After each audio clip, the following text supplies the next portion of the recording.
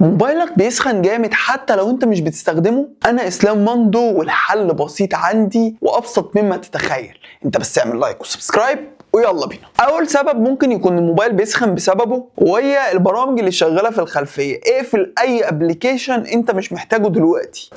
اما بقى تاني سبب وهو خطير جدا، الشحن والموبايل سخن. افصل الشاحن وسيبه يبرد شويه وما تستخدموش وهو بيشحن، لان السخونيه دي خطر عليه وهو بيشحن. تالت حاجة وهي ان الكفر تقيل، ده الكفر ممكن يحبس الحرارة، جرب تشيله وشوف الفرق. رابع حاجة بتحصل وده سبب بيحصل مع كل الناس وهي الالعاب التقيلة والفيديوهات الطويلة، قللها شوية او وطي الجرافيك بتاع الجيمز. اما بقى اخر واهم حل، تحديث الموبايل حاجة مهمة، ولو لسه السخونيه مستمره يبقى البطاريه او البروسيسور محتاج يتفحص او يتبص عليه من فني. لو انت استفدت من الفيديو ده ما تنساش تعمل لايك وسبسكرايب. وبكده وصلنا لنهايه الفيديو. احب اختم الفيديو بتاعي بكلمه لا اله الا الله.